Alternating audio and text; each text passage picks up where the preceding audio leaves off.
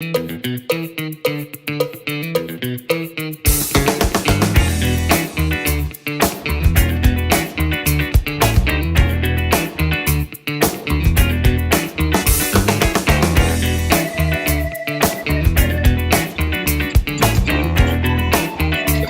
right, welcome to Americans for Truth Live on Monday, March 11th, 2019. And Pete, I think, is creating all that background noise because he is driving, doing something that's probably an all-out sin, right? Driving while you've got your phone on, doing a live show. Isn't this technology amazing, Pete? Can you even hear me? Hello? No, you can't. I'm looking at his image and it looks like maybe the carpeting or something, and his it looks like he muted his phone, but he is going to join us, and we're going to be talking about that guy right behind me on the screen today. I believe Pete BUTTIGIEG, or I'm not sure how you pronounce his last name, but he is the mayor of South Bend, I think it is, in Indiana, and he's making a play to become president of the United States. And his basic claim to fame, or claim to being qualified to be president of the United States, is being the openly homosexual mayor of South Bend. So I think Pete is planning on exploring that on today's show. I'm sort of hesitating here because it looks like he's talking, but he doesn't know that his microphone is muted. Pete, do you know that your microphone is muted?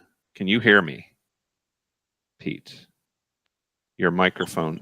Okay, yes. I'm back. All right, you're back. We haven't heard one syllable from you, so go ahead. Okay, why don't you start playing the Buddha, or however you pronounce his name, video, and I'll be on after that excerpt. Sounds good.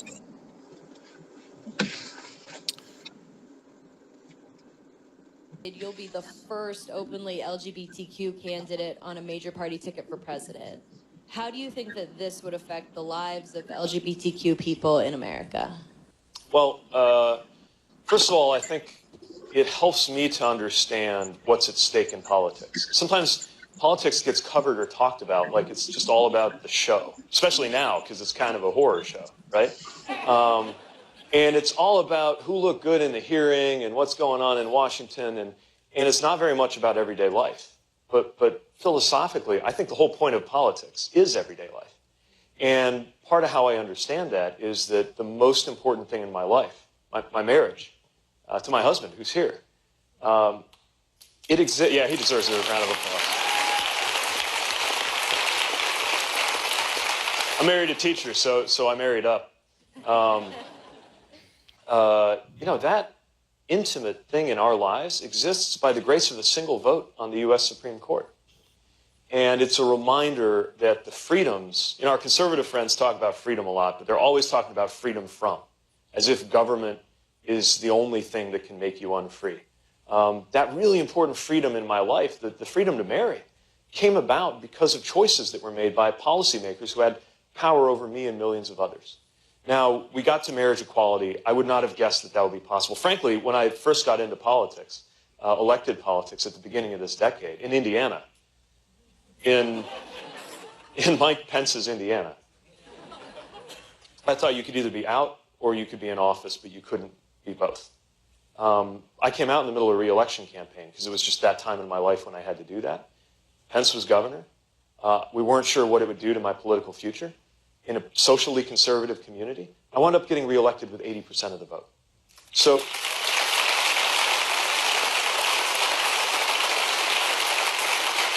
Pete, can you hear me? But let's yes, I can. illusions. All right, can we stop it right there? Because I want to comment on this.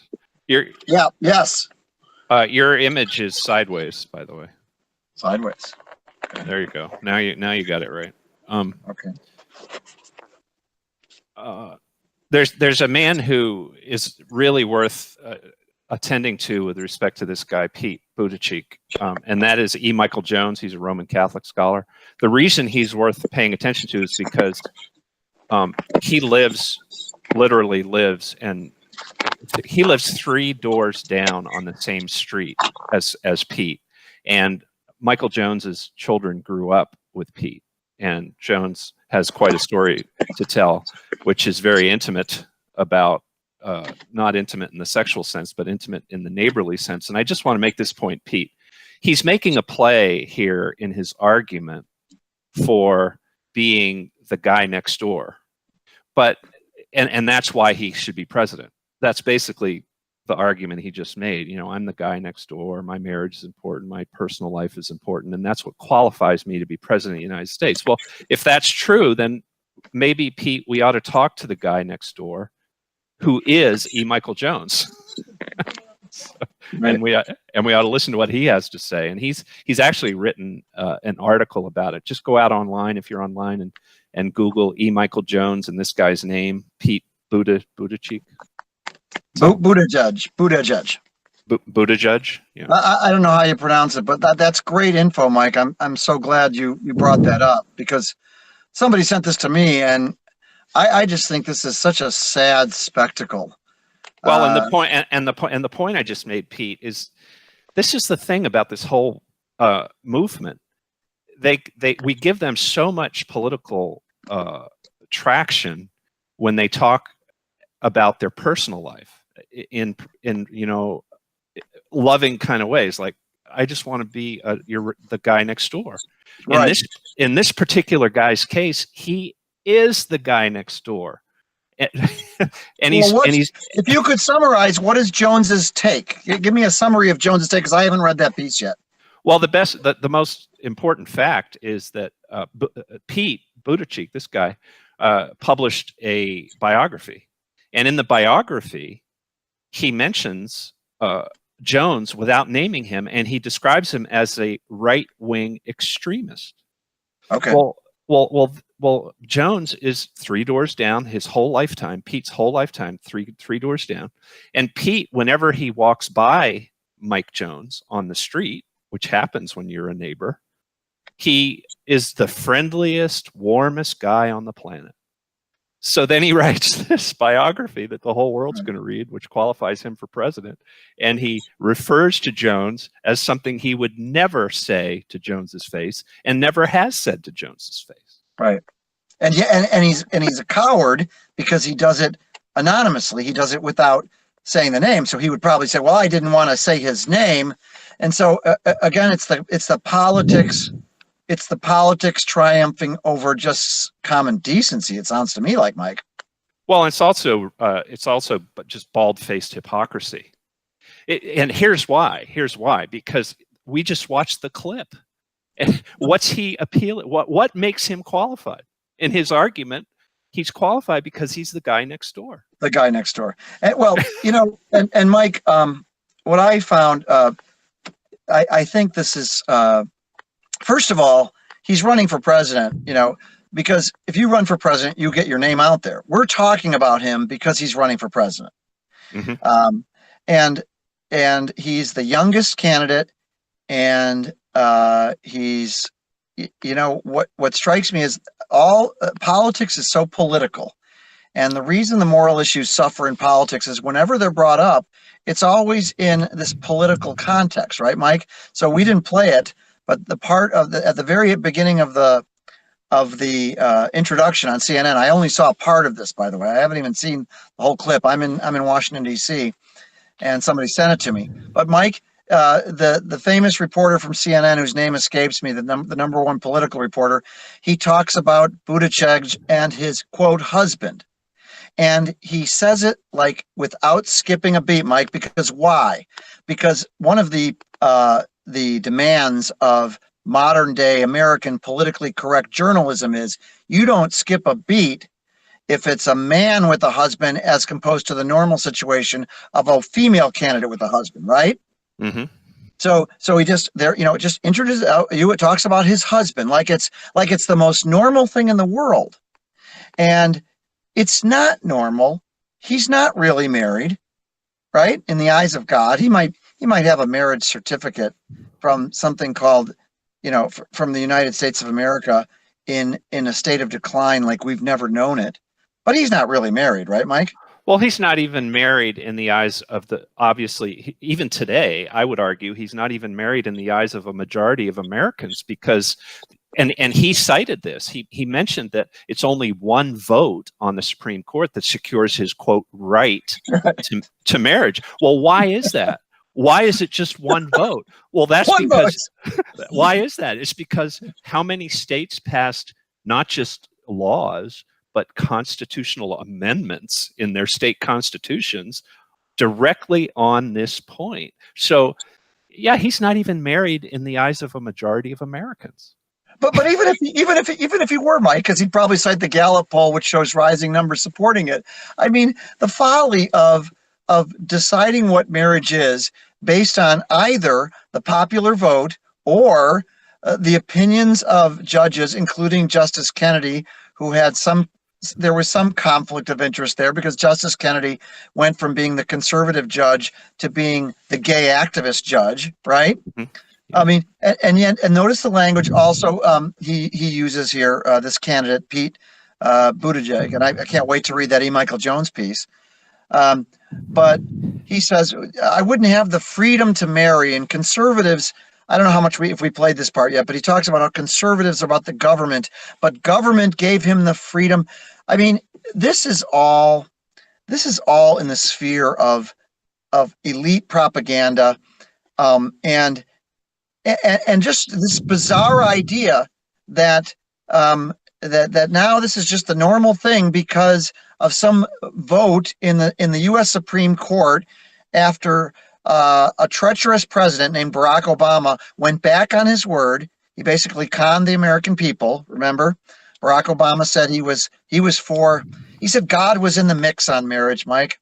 God was in the mix, but then God was out of the mix on his second term, because by the time of his second term, the progressive revolution that he was advancing, and he was more dedicated to the LGBT revolution, was Barack Obama than I think any other issue. In fact, he would probably look back and say that's one of his most singular achievements, just like Tony Blair in the UK, Mike. So because of Barack Obama's, lie about supporting the sanctity of marriage, which he didn't really, because he was at first for gay marriage before he was against gay marriage, before he was for it again. I mean, that's why you have this candidate standing there saying he's, quote, married. It's just so, it's so awful. And here's the sort of irony. Everybody who is sentient knows that this guy is going nowhere. Right. Nowhere. So what's going to happen? He's going to become a cartoonish figure in the Democratic primary, and he's going to end up causing those who hate Donald Trump to lose to Donald Trump, because the Democratic coalition has become like the Star Wars bar scene. And in the eyes of even a lot of Democrats, I mean, they're looking at all this stuff and they're going, "What?"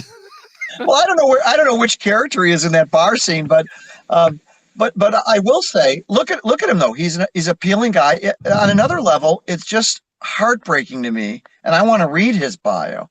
It's heartbreaking to me that this guy, this mayor, is elected in Indiana, South Bend, Indiana. That must be because of I assume part of that's from a college vote, Mike. Do you think?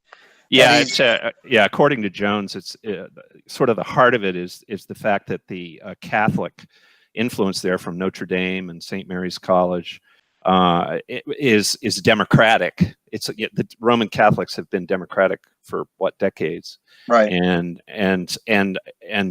Pete, which is another sad tier to the story, Mike, because since it's in the seat of a Catholic university, a famous one like Notre Dame, that should be a reason why he would be voted out of office.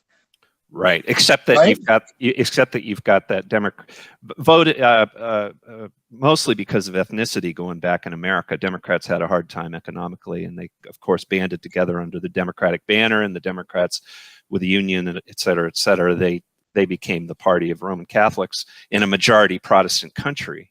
And but of course, in the last 30 years, the Roman Catholic Church has been subverted, and Jones writes eloquently about this, by homosexuality being injected into the priesthood. That's all very much a very real debating point now after this sexual conference that the Vatican held a week ago.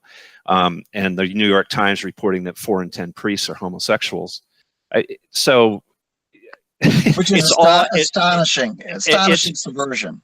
It's all related. It's all related. Your question had to do with why would South Bend do this, the community of South Bend, and it's because it's in large part because of the connection between the Democratic Party and those colleges, Notre Dame especially, being connected to the Democratic Party. But let me also, Mike, let me press back on a point. I'm sure you've considered this as well, but and this guy will be poked fun at, of course. I predict, and I think you'll agree to this, Mike, that most of the people, even the conservatives, when they do comment, the one thing they won't touch is, guess what? Right. They won't touch is gayness, right? Right. That's the sacred. That's the sacred thing now. They'll say he's radical, and we see a lot of. I think it's hypocrisy, because conservatives, even I think some of them would want to. They would want to say that criticizes his so-called gay marriage, and they might want to criticize his homosexuality, but it's reached the status of the sacred now. It's the secular version of sacred, homosexuality, and so they'll call this guy left-wing. They'll call him. They'll say he's got a radical trans agenda. They'll talk about a lot of things, but I predict very few conservatives will actually criticize this guy for his open homosexuality. Do you agree with that? I do. I mean, I'd be shocked if what's his name on Fox News. I mean, forgive me for not knowing these names, but the guy who does a lot of good that's work. I can't think of his name either. But when he introduced him, it was like your husband. And the problem Tucker Carlson. Tucker Carlson. But I was thinking about the CNN guy who just introduced him in this town hall. And Mike, the problem with politics, and especially political reporters, is everything is viewed solely from a political viewpoint. And the political narrative now is Republicans, they're gay. Insofar as many Republicans are opposed to the homosexual agenda and the transgender agenda, that's a deficit in the Republican Party politically, right, Mike? There's no talk about moral truth, spiritual truth. No, it's all politics, and they've decided, and a lot of Republicans have agreed, because a lot of Republicans are not like Trump, and they worship the press, right? They've agreed, okay, the gay thing, that's a Republican, that's so yesterday, and we've got to get past that, and we need young gay, and the whole narrative now is gay conservative. We'll pit our gay conservatives against their gay liberals, right? That's right. That's where it's at. And even Tucker Carlson won't do the reasonable thing, which is to make the point that we're making here. I mean, I hate to repeat myself for the third time, but it is an important point.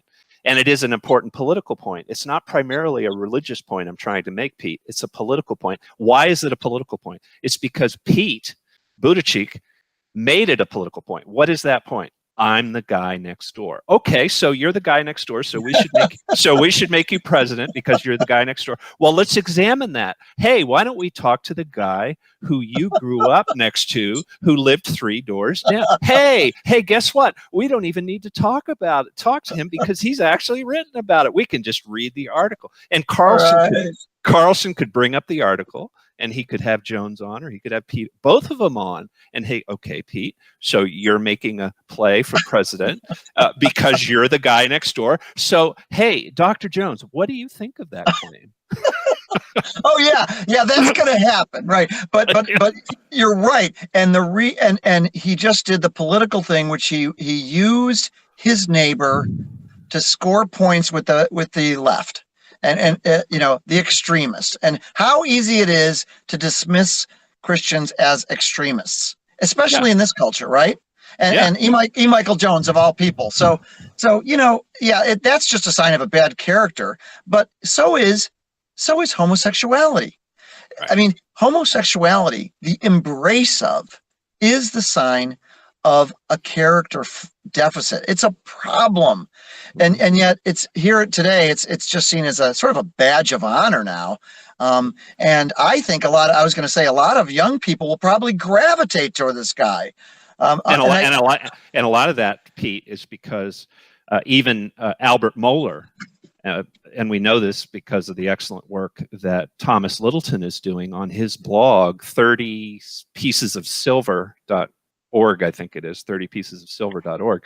Even a great theologian, and I do believe he's great, he's a very keen thinker, Albert Mohler, is selling out on this issue. He's selling out, and it's becoming very confusing to even. He's being pushed. He's being pushed, as are the Southern Baptists. Absolutely. Yeah. And they're being pushed, and they're being pushed, Pete, because of the point you just made about wanting to appeal to youth. And, right.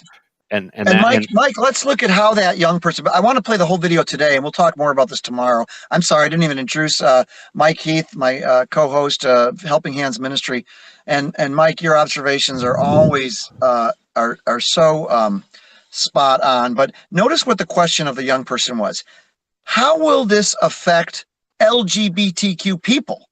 Everything is seen as it's always all about the LGBTQ, not how will this affect young people?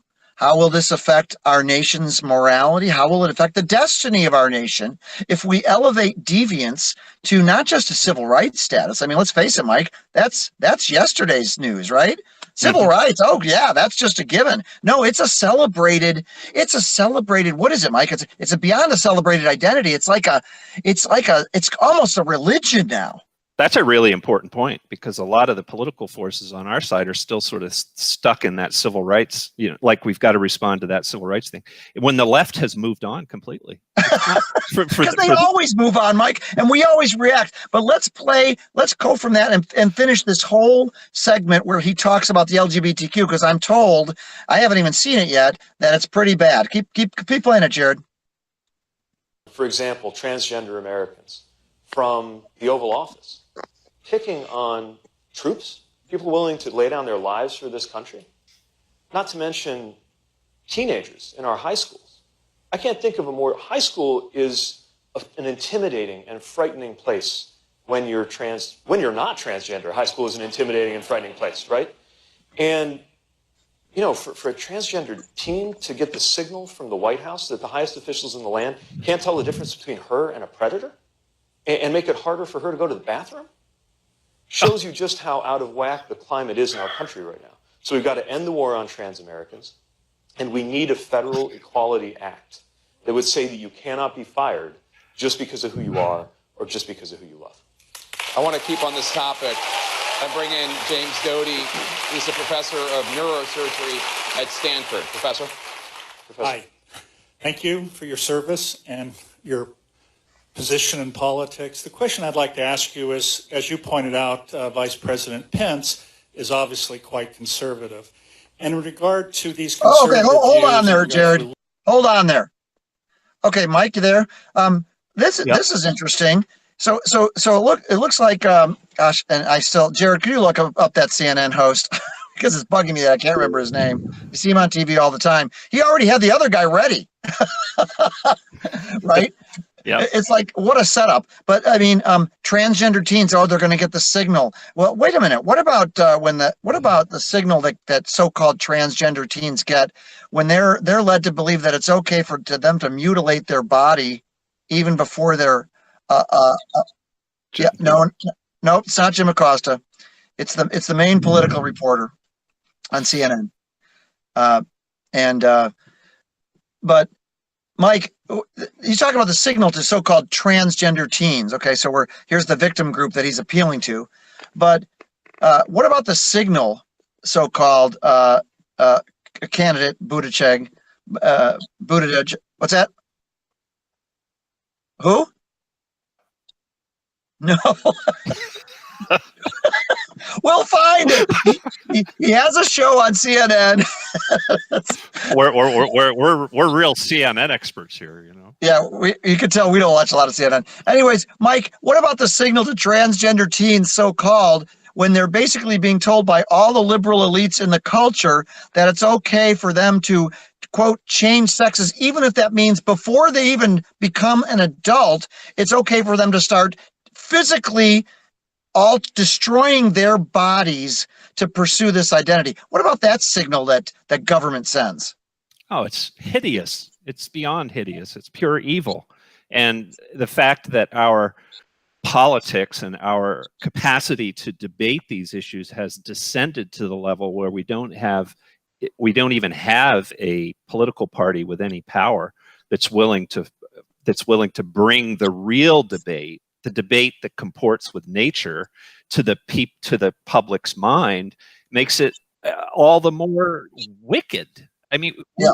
we take great pride in being this First Amendment nation. We're the only country on the planet with this wonderful Constitution that gives us the right to free speech. Yeah, right. Right.